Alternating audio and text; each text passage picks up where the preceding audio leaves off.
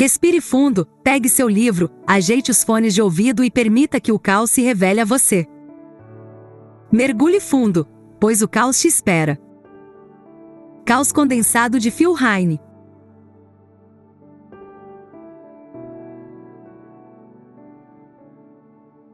Capítulo 10. Iluminou-se? As pessoas muitas vezes se referem à magia como uma jornada espiritual, um caminho, uma viagem de autodescoberta ou uma aventura. Por mais que a gente queira disfarçá-la, uma coisa é certa: a magia é um meio de provocar mudança. Para que essa mudança seja eficaz, é importante definir os efeitos do próprio trabalho mágico dentro de um contexto, ser capaz de compreendê-lo e integrá-lo a uma interação dinâmica com um universo fluido e em movimento. Isso nos exige ter uma noção, por menor que seja, dos lugares por onde passamos e da direção em que estamos indo. Algumas vezes esses pontos de ancoragem parecem sólidos, mas em outras parecem efêmeros e vagos. Iniciação é o termo usado por magistas para examinar esse processo de integração, e iluminação é um de seus efeitos colaterais mais importantes. A iniciação como processo. Parece haver certa confusão sobre o significado do termo iniciação. Às vezes esbarramos em pessoas que se consideram iniciadas e parecem se achar, de algum modo, superiores ao resto da humanidade. São particularmente irritantes aquelas pessoas que se dizem iniciadas, saem por aí soltando informações sedutoras aos pedaços e depois se recusam a dar explicações, porque quem está ouvindo não se iniciou. O próprio termo aparece em vários contextos, fala-se sobre ser uma pessoa iniciada, em um grupo ou caminho particular, e sobre autoiniciação. Há quem acredite que a iniciação só é válida se a pessoa que a concede fizer parte de uma tradição genuína, mas há também quem entenda que isso não importa. Dicionários definem a iniciação como o ato de começar algo, colocar algo em movimento ou entrar em algo. Uma forma de explicar a iniciação é como um limiar de mudança, algo que vivenciamos em diferentes momentos da vida conforme crescemos e nos desenvolvemos. A chave da iniciação é reconhecer que chegamos a um desses pontos de virada e que temos consciência de estar em um período de transição entre nosso passado e nosso futuro. Perceber conscientemente que estamos nesse estado de transição nos permite, talvez, descartar padrões emocionais e comportamentais que já não fazem sentido para as novas circunstâncias e assumir padrões novos com consciência.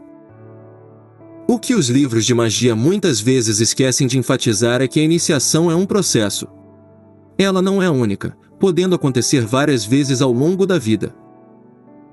Além disso, as iniciações têm picos, crises iniciáticas, vales, a depressão ou noite escura da alma, e platos, quando parece que não está acontecendo nada.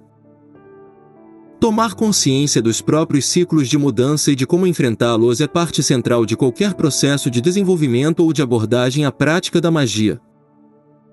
Os elementos-chave, ou etapas, do processo iniciático já foram mapeados extensivamente por antropólogos como Joseph Campbell. Embora costumem ser usados para descrever as etapas da iniciação xamânica, se aplicam igualmente a outras áreas da experiência de vida. A crise e o chamado. Em sociedades xamânicas, a primeira etapa do processo iniciático costuma ser marcada por um período de crise pessoal e um chamado para começar a jornada xamânica. A maioria das pessoas, no geral, está bem contente de permanecer dentro dos limites conceituais e filosóficos da realidade consensual, o mundo cotidiano.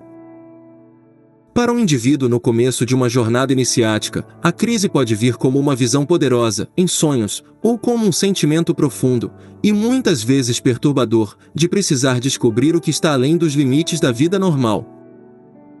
Muitas vezes isso resulta de uma poderosa experiência espiritual, religiosa ou política, mas também pode vir de um descontentamento existencial cada vez maior com a vida. A sensação de que somos um eu estável é reforçada pelos muros do mundo social do qual fazemos parte, muito embora nos entendamos como seres únicos justamente pelas rachaduras que existem nesses muros. A iniciação é um processo que nos leva ao que está do outro lado, rumo a territórios inexplorados cujas possibilidades até então só vimos de relance. A primeira crise costuma ser uma experiência desagradável, conforme começamos a nos questionar e a ficar insatisfeitos com tudo aquilo a que dávamos valor: trabalho, relacionamentos, valores éticos, vida familiar. Tudo isso pode se abalar à medida que o indivíduo vai sendo consumido pelo desejo de seguir a jornada. É possível resistir conscientemente a esses chamamentos internos ou reprimi-los, e não é raro que indígenas recusem o chamado ao treinamento xamânico, algo bem sério, pois pode levar a uma crise maior e até mesmo à morte. Uma experiência bastante comum entre as pessoas que sentem esses chamados na nossa sociedade é um sentimento avassalador de urgência para se tornarem iluminadas ou para mudarem o mundo de acordo com as visões que estão tendo, o que pode fazer com que acabem viciadas em caminhos espirituais. Nesse caso, a energia que até então era canalizada para o trabalho ou para relacionamentos é direcionada para a adoção de práticas espirituais e a imersão em sistemas de crença espirituais.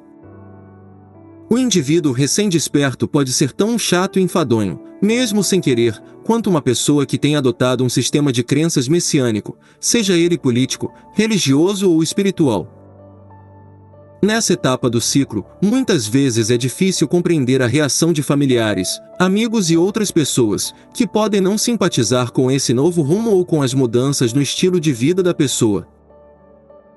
As seitas religiosas mais duvidosas muitas vezes se aproveitam dessa etapa ao convencer jovens que se converteram de que as verdadeiras amizades não tentariam nos impedir de assumir uma vida nova e que, portanto, qualquer pessoa que desaprove essa decisão não é amiga de verdade.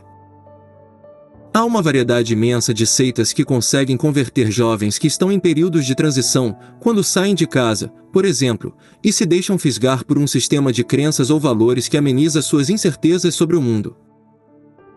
Outro problema vivido por quem sente o chamado à jornada é uma sensação terrível de isolamento ou afastamento em relação às pessoas próximas, o resultado inevitável de chegar aos limites da cultura. Por isso a empolgação com a aventura costuma trazer consigo certo arrependimento e perda de estabilidade. A pessoa às vezes passa a interagir de forma inconsciente com o mundo em que vivia até então. Depois que começamos o processo de nos desenredar do mundo cotidiano, não é difícil sentir certa nostalgia pela vida que perdemos, na qual tudo era, aparentemente, bem definido e estável, sem ambiguidades ou incertezas. Ao serem convocadas a esse afastamento, é comum que as pessoas reajam fazendo uma jornada à natureza selvagem, se afastando das pessoas de seu convívio e abandonando a estabilidade da realidade consensual. Um protoxamã provavelmente fará isso no mundo físico, adentrando a selva longe da segurança da realidade de seu povo. Por mais que isso seja possível para algumas pessoas nas sociedades de hoje, as restrições da vida moderna geralmente nos levam a pôr isso em prática no plano das ideias, dos valores e das crenças, quando então olhamos a fundo para nosso âmago e para o mundo à nossa volta, questionando tudo e talvez nos afastando das nossas relações sociais. O isolamento intencional é um método poderoso para afrouxar a sensação de ter crenças e valores fixos, e mecanismos de privação social estão presentes em uma grande variedade de culturas mágicas. Doença iniciática. Nas culturas xamânicas, usa-se o termo doença iniciática para descrever as características que muitas vezes prenunciam o chamado à jornada, podendo acometer o indivíduo de repente ou chegar devagar na forma de uma mudança progressiva de comportamento. Estudiosos já descreveram essa etapa como uma forma de loucura divina ou um sinal de psicopatologia. No passado, profissionais da antropologia e da psicologia costumavam rotular xamãs com diagnóstico de esquizofrenia, psicose ou epilepsia.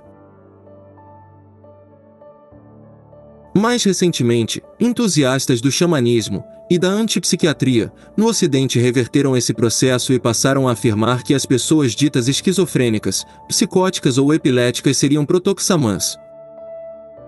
As linhas contemporâneas de estudo do xamanismo hoje reconhecem o etnocentrismo desses antigos posicionamentos, reconhecem que o comportamento xamânico foi julgado com base em padrões ocidentais. As culturas originárias reconhecem o princípio da doença iniciática como um processo de desenvolvimento difícil, mas potencialmente útil. Parte do problema é que a filosofia ocidental desenvolveu a ideia de uma consciência ordinária, e qualquer desvio disso é considerado patológico, não importa se é xamânico, místico ou narcótico. Felizmente para nós, essa visão estreita vem sendo mais e mais questionada. As pessoas que passam pela doença iniciática por vezes parecem sofrer de surtos e comportamentos estranhos, mas também vem crescendo o reconhecimento de que é um erro atribuir a elas rótulos genéricos da psiquiatria ocidental, que são incutidos na tentativa de justificar esses comportamentos. Xamãs podem precisar de um período para se reajustar, mas as pesquisas mostram que costumam se tornar os membros mais saudáveis de seu povo, agindo muito bem em papéis de liderança e curandice. Estados transicionais com características semelhantes às da doença iniciática já foram identificados em práticas místicas e mágicas de outras culturas. A pesquisa acadêmica está começando a estudar a questão e avança na medida em que práticas de outras culturas ganham popularidade. A Noite Escura da Alma. O místico cristão São João da Cruz escreveu o seguinte sobre essa experiência: os apetites sensitivos e espirituais permanecem, então, adormecidos e mortificados, sem poder saborear coisa alguma, nem divina nem humana. As afeições da alma, oprimidas e angustiadas, não conseguem mover-se para ela, nem achar arrimo em nada. A imaginação fica atada, na impossibilidade de discorrer sobre qualquer coisa boa, a memória, acabada, o entendimento nas trevas, nada compreende, enfim, a vontade, também seca na afeição, e todas as potências vazias e inúteis. Acima de tudo isto, sente a alma sobre si uma espessa e pesada nuvem, que a mantém angustiada e como afastada de Deus. Ao adentrar a noite escura, a pessoa é tomada por uma sensação de depressão e aridez espiritual. A ideia, defendida em alguns grupos, de que todas essas experiências devem ser evitadas em favor de uma vida mais pacífica demonstra muito da superficialidade do estilo de vida contemporâneo. A noite escura é um modo de aquietar a alma para que uma transformação psíquica profunda possa ocorrer. Na tradição esotérica ocidental, essa experiência se reflete na carta Lua do Tarô, e é o ponto crítico no desenvolvimento espiritual do indivíduo, quando os benefícios iniciais das meditações e patchworkings ou da disciplina parecem cessar, e há um anseio por abandonar essas práticas e voltar à vida cotidiana. Podemos identificar esse momento crítico em diferentes áreas da experiência, e é preciso atravessá-lo. É uma experiência comum entre estudantes de graduação e pessoas que estejam passando por um processo de aprendizado que envolva mudanças de vida marcantes. Macro e microiniciações. Em termos gerais, há dois tipos de experiência iniciática, a macroscópica e a microscópica. Iniciações macroscópicas podem ser descritas como grandes mudanças de vida, traumas que se abatem sobre nós, o fim de um relacionamento longo, o colapso de um negócio ou a descoberta súbita de uma doença terminal. Essas experiências são globais, ou seja, elas causam um choque que reverbera em todos os aspectos da vida. Iniciações microscópicas têm um escopo de ação mais específico. Um dia, enquanto digitava alguns números no programa de contabilidade usado na empresa, fui atravessado pelo pensamento de que eu gostaria de fazer um curso de contabilidade. Em circunstâncias normais, um desejo desse tipo me seria tão realista quanto o desejo de voar para a Lua. A contabilidade é uma atividade que delego a outras pessoas com alegria, e de repente eu estava me interessando pela coisa. Esse tipo de interesse inesperado por algo específico, especialmente depois de já termos entendido que não gostamos daquela área, pode ser comparado a uma pequena chama, simbolizada pelo as de paus no tarô, pronta para se apagar se for ignorada ou encoberta. O truque é reconhecer que nos encontramos numa encruzilhada, o limiar de uma mudança. Esse reconhecimento é a chave de todas as iniciações. Também aqui convém usar a fórmula de Apia. Análise. Pare. Olhe ao seu redor e avalie a situação. Examine as possibilidades de ação futura, sempre haverá mais caminhos disponíveis do que se percebe a princípio. Para quais futuros possíveis você pode saltar? Use qualquer técnica que sirva para reunir informações úteis, lista de opções, divinação, oráculos oníricos ou uma consulta à sua divindade preferida. Muitas vezes, tudo o que você precisa fazer é não esconder sua vulnerabilidade e se abrir às forças da mudança. Planejamento. Decida como agir e planeje o que vai ser feito. Quais são os recursos necessários? Eles podem ser mágicos, materiais, financeiros ou, talvez mais importante, o auxílio alheio. Prepare-se para levar o plano adiante. Implementação. A parte mais difícil, fazer o que precisa ser feito. Muitas vezes é nessa etapa que o medo aparece. Prepare-se para analisar o que motiva a sua desistência. Medos não reconhecidos tendem a assumir a forma de inércia e preguiça. Cada passo adiante impulsiona ainda mais o esforço seguinte. Cada barreira quebrada libera uma nova descarga de prazer e liberdade. Avaliação. Essa é a etapa da assimilação, que não se trata apenas de fazer um registro no diário mágico, mas é quando você deve olhar retrospectivamente para o caminho percorrido nesse período iniciático e entender o que aconteceu e como você lidou com isso. Você aprendeu lições importantes? O valor desse momento é tornar o conhecimento parte da nossa carne, assimilar a experiência até que pareça perfeitamente simples e natural. Entendendo o medo.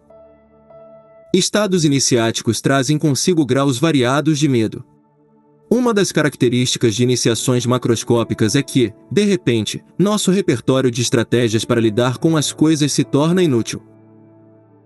Se alguma coisa em que depositamos uma boa dose de comprometimento emocional e autoestima for diretamente ameaçada ou retirada da nossa vida e nós não pudermos fazer algo a respeito, o medo muitas vezes se torna a emoção predominante. O medo é a gnose corporal que reforça qualquer padrão mental e emocional que nos impeça de nos entregarmos à mudança.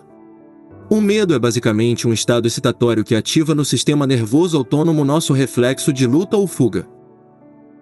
Usando as técnicas de engenharia emocional descritas no capítulo anterior, podemos desconstruir o medo até transformá-lo em um tipo de estímulo, que pode então ser usado para impulsionar o salto à mudança, em vez de reforçar nossa própria resistência. Entregando-se ao medo. Esse é o processo de orientação para nos abrirmos o suficiente a todas as diferentes possibilidades que cada momento da experiência oferece, nos envolvendo no mundo com uma atitude de espanto receptivo. É o conhecimento de que, a qualquer hora, sem aviso prévio, algum acontecimento pode indiretamente nos propulsionar à iluminação. A subitaneidade dessa experiência é um dos temas subjacentes ao grande Deus Pan. Pan representa o surto criativo, a possibilidade de ir de um estado para outro, da percepção ordinária à inspiração divina. Pan pode saltar sobre nós a qualquer momento, em qualquer lugar, com a percepção súbita de que tudo é vivo e significativo. Numa experiência como essa, a excitação física é uma força, não uma fraqueza. Permitir-se estar vulnerável à possibilidade de mudança significa abrir a própria vida à magia selvagem e ao poder das surpresas. Estados iniciáticos muitas vezes nos fazem mergulhar em confusão e entropia mental, e são um bom momento para nos libertarmos das amarras do passado e dos grilhões de futuros previstos para vivermos no agora da nossa presença física, para transformarmos o medo em espanto e nos abrir a novas possibilidades, transformá-lo em combustível e investigar nossos limites e demônios pessoais que nos impedem de agir. Esse estado é uma forma de êxtase, uma palavra que significa afastamento da calmaria, sugerindo um tipo de inquietude. Sahaja. Sahaja é uma palavra em sânscrito que pode ser traduzida como espontaneidade. Se conseguimos manter a tranquilidade em períodos iniciáticos, abandonando todas as rotinas estabelecidas e respostas condicionadas, podemos agir com mais liberdade.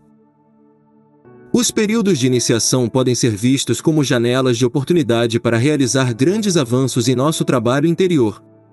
Sendo assim, que tipos de técnica devemos usar aqui? Tudo que nos permita alterar o limite do nosso alcance na realidade. Pode ser útil usar recursos como programação neurolinguística, PNL, respiração vivation, bioenergética ou ainda diferentes tipos de psicoterapia. Reconhecer que estamos adentrando o limiar de uma mudança é importantíssimo. É difícil nos colocarmos intencionalmente nesses estados, ainda mais se, em algum momento da experiência, for necessário abandonar o controle. A crise iniciática costuma evidenciar, às vezes de modo incisivo, a fragilidade das nossas experiências cotidianas e a complexidade oculta de tudo que costumamos aceitar tacitamente como normal. Nós nos viciamos na mesmice da experiência, por isso temos dificuldade em lidar com novidades ou mudanças. Vem daí nossa tendência de nos apoiarmos em hábitos já adquiridos quando uma crise nos confronta, em vez de observarmos de fato a situação. Por outro lado, magistas precisam reconhecer que pode muito bem haver um abismo em cada esquina, e que não se deve desviar do que vem ao nosso encontro na velocidade da luz. Com o tempo, você passa a reconhecer os picos, vales e platos dos seus próprios ciclos de iniciação, e talvez também perceba quando estiver prestes a entrar em um período iniciático e se prepare de forma adequada. Confrontos do mundo interior. Muitos mitos de todo o mundo incluem a descida ao submundo como um tema central para a transformação e a busca do poder e do controle de si. O reconhecimento da necessidade de ritos de passagem que está presente tanto em sociedades originárias, em que ritos desse tipo marcam a morte da infância e o renascimento na idade adulta, quanto nas sociedades mágicas e religiosas ocidentais nas quais os seguidores renascem em um novo estado existencial.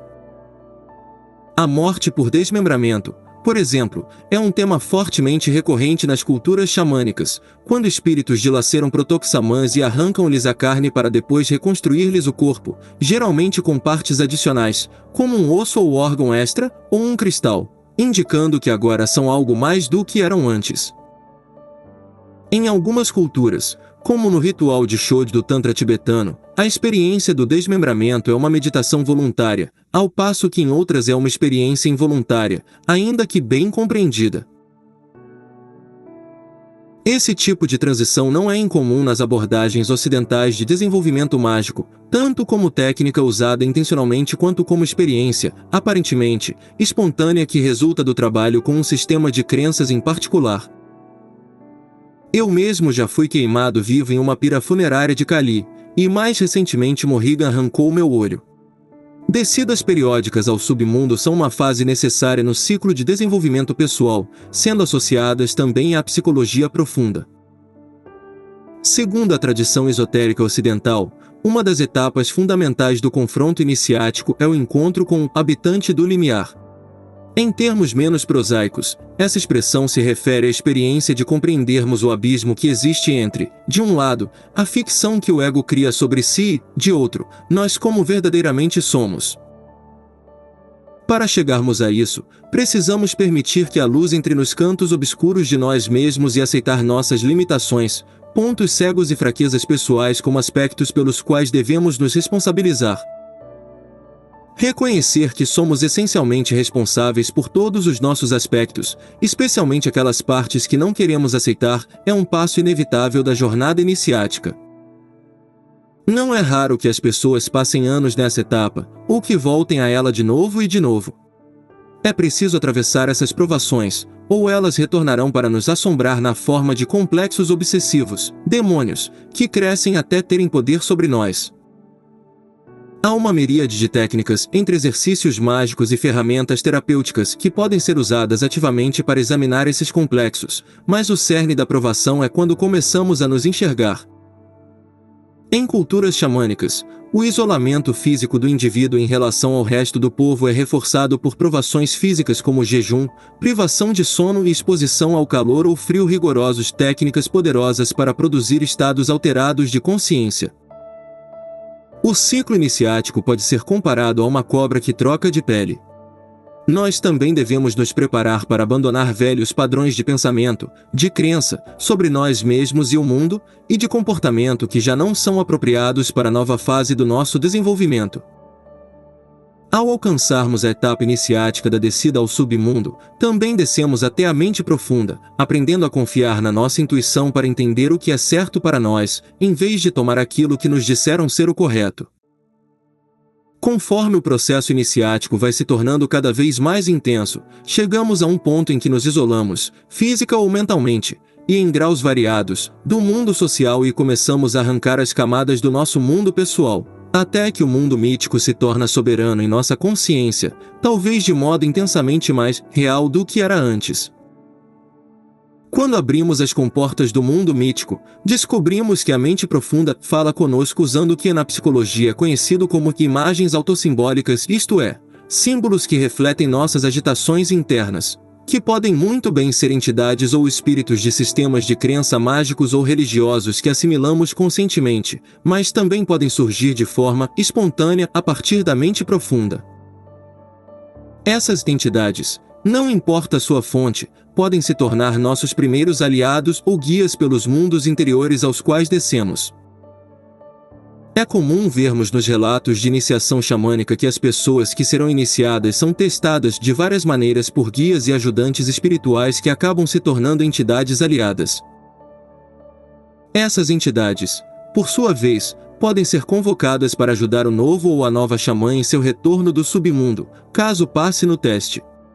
Nem todos os espíritos que encontramos serão prestativos ou benignos, alguns tentarão nos desencaminhar ou nos induzir ao erro. Nesse tipo de situação, precisamos confiar ainda mais em nosso próprio discernimento ou senso de verdade.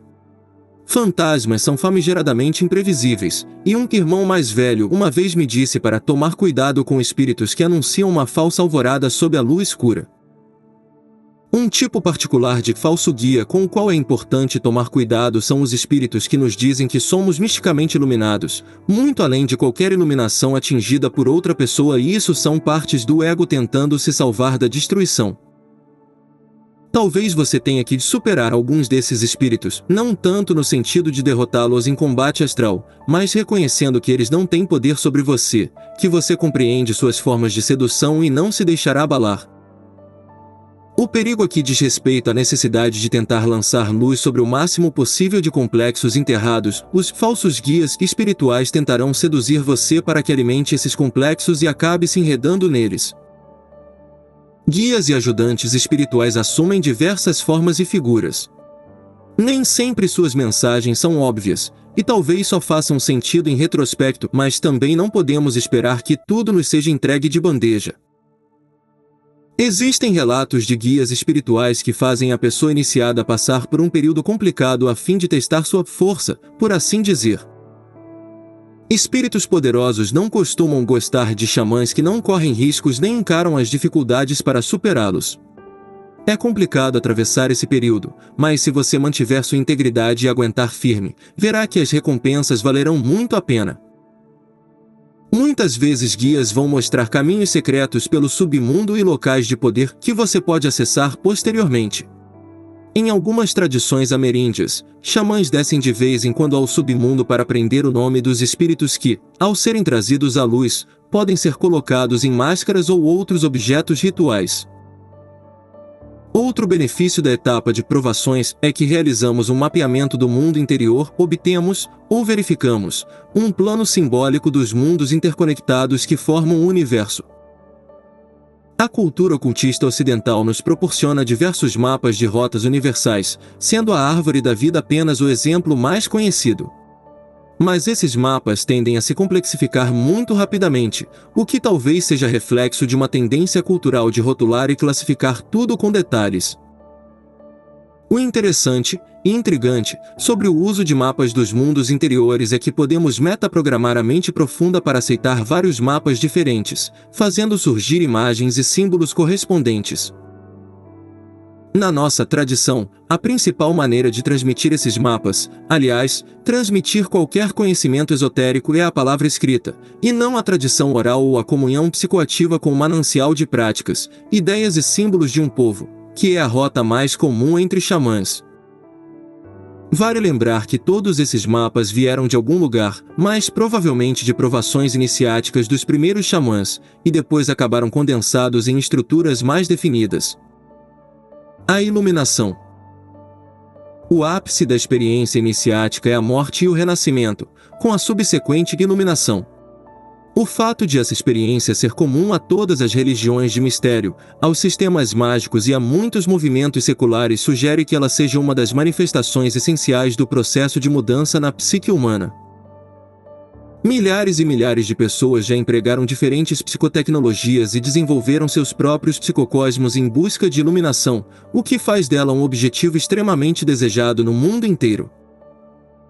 Ela também já foi associada ao uso de LSD e drogas semelhantes, mas talvez seu maior mistério sejam suas ocorrências espontâneas, que acontecem com pessoas que não sabem do que se trata ou nem sequer a esperam. O que caracteriza uma experiência de iluminação? Vejamos alguns de seus principais fatores. Sensação de unidade com enfraquecimento da separação entre o eu e o outro. Transcendência do tempo e do espaço como barreiras da experiência. Positividade. Percepção do luminoso. Sensação de convicção. O caráter real da experiência. Ideias paradoxais. Transitoriedade. A experiência não perdura. Consequente mudança de atitude e comportamento. Em termos neurológicos, tais experiências representam uma reorganização da atividade cerebral como um todo. A perda dos limites do ego e o envolvimento de todos os sentidos sugerem uma influência na formação reticular, de modo que os processos que costumam transmitir a sensação de estarmos ancorados no espaço-tempo são momentaneamente inibidos. A sensação de estar flutuando, muitas vezes associada a fenômenos como projeção astral, sugere que o sistema límbico, especialmente o tronco encefálico, que processa as informações proprioceptivas sobre a posição do corpo no espaço, também passa a funcionar de modo incomum. Quais são os frutos dessa experiência? As revelações, percepções e mensagens trazidas de volta à Terra pela pessoa iluminada. A evolução da consciência através desses meios pode perfeitamente ser uma programação de sobrevivência importante, uma forma de ir além das informações disponíveis a princípio, de aprender a modificar o biossistema humano por meio do ambiente. A teoria das estruturas dissipativas, de Ilya Prigogine, demonstra como a própria instabilidade dos sistemas abertos permite que eles transformem a si mesmos. Essa ideia parte do princípio de que a energia causa flutuações quando se move através de um sistema, e, se essas flutuações atingem o nível crítico, isto é, o ponto que prenuncia a catástrofe, elas desenvolvem novas interações até que seja produzida uma nova totalidade. O sistema, então, se reorganiza em uma nova ordem superior, bem mais integrada que a do sistema anterior, mas que precisa de maior quantidade de energia para se manter e está ainda mais suscetível a transformações futuras. Podemos aplicar esse modelo nos mesmos termos à evolução neurológica usando uma psicotecnologia, antiga ou moderna, como ferramenta de mudança.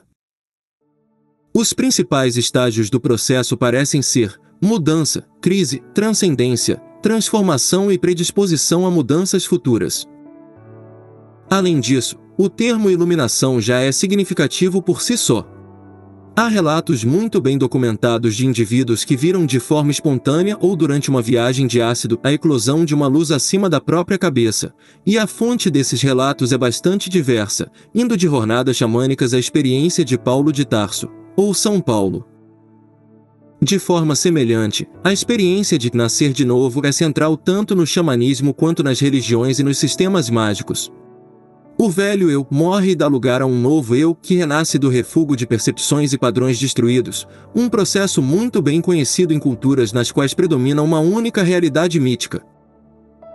A morte e o renascimento são a chave para o desenvolvimento xamânico, e muitas culturas xamânicas interpretam essa experiência não de forma metafórica, mas literal.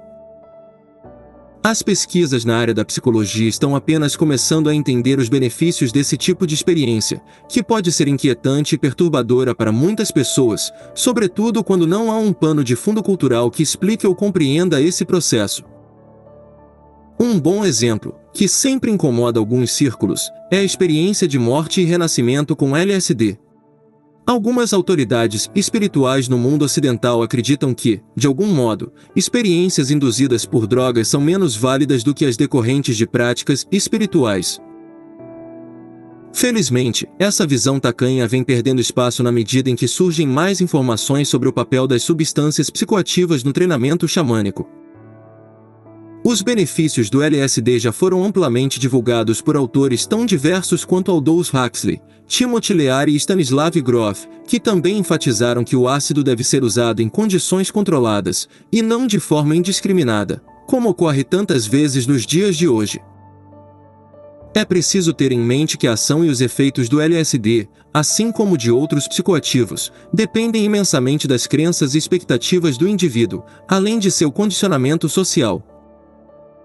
Tomar ácido pode provocar mudanças positivas duradouras, mas pode igualmente levar à aceitação à crítica de um conjunto de crenças e padrões que acabam impedindo transformações futuras. Basta ver a quantidade de pessoas que fritaram demais usando ácido e depois se converteram à igreja evangélica, por exemplo.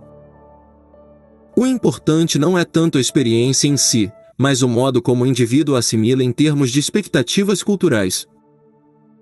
Para dar um exemplo de como acontece esse processo, basta comparar um indivíduo protoxamã com um indivíduo pertencente a uma cultura industrial e pós-moderna como a nossa. O protoxamã passa pela experiência de morte, se ilumina e renasce como xamã praticante, com todas as relações sociais e expectativas correspondentes a seu novo papel. Quem dera fosse simples assim para nós.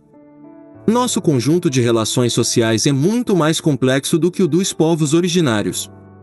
Ainda que se queira pensar em si como xamã em formação, é seguro dizer que nem todo mundo vai concordar com esse título. É tentador, e plenamente compreensível, pensarmos muito bem, então é isso. Me iluminei, passei por todo o processo etc., e nos acomodarmos com nossas conquistas, por assim dizer. Por outro lado, a experiência de morte e renascimento às vezes é o suficiente para lançar muita gente em um novo estágio de desenvolvimento, e o importante de fato seria o que fazemos depois disso. A ideia de termos conquistado definitivamente um objetivo é muito sedutora, mas nossos padrões de condicionamento são traiçoeiros, eles voltam a se infiltrar na psique enquanto nossa mente se preocupa com outras coisas. O preço da transformação é a eterna vigilância, uma vigilância contra o discreto ressurgimento de crenças condicionadas e padrões mentais e emocionais que acreditávamos ter superado. A iluminação pode até ser um dos auges do nosso desenvolvimento, mas não é, de forma alguma, o ponto final. Quem passa pelo ciclo iniciático num contexto ocidental costuma acreditar que são necessárias muitas experiências de morte e renascimento, já que embaralhamos diferentes pedaços da psique a cada vez. Ainda assim, essa experiência pode trazer benefícios duradouros, incluindo o alívio de uma grande variedade de problemas emocionais, interpessoais e psicossomáticos que, até aquele momento, possam ter resistido a tratamentos ortodoxos.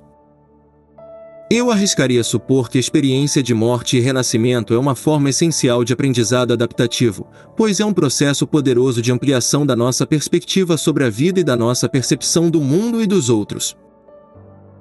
O que aprendemos com a iluminação nos impulsiona a uma perspectiva holotrópica, isto é, de avançar rumo a uma totalidade, que nos permite assimilar mais profundamente novas percepções sobre o eu em relação ao universo e a forma como novas ideias e conceitos se conectam. Nesse tipo de ponto de virada na vida, podemos ir além do que já conhecemos e começar a manifestar novos conceitos e construtos. Todas as pessoas são capazes de iluminação, o que precisamos fazer para realizá-lo está nas nossas mãos. Gnose. O termo gnose está relacionado à experiência da iluminação e pode ser entendido em diferentes níveis. Em primeiro lugar, a gnose é aquele ápice da experiência de vacuidade mental, concentração plena ou samadhi, o ponto alto de qualquer caminho para o transe mágico. Em segundo, a gnose pode ser entendida como o conhecimento do coração, percepções difíceis de expressar em palavras, mas que podem ser aprendidas e compartilhadas. Esta é a linguagem secreta da magia. Para aprender o sentido, é preciso antes passar pela experiência. A gnose não é apenas o ato de compreender, é o entendimento que nos impele a agir de certo modo. Portanto, a magia age e trabalha em nós tanto quanto trabalhamos com ela. Essa é a natureza do caos.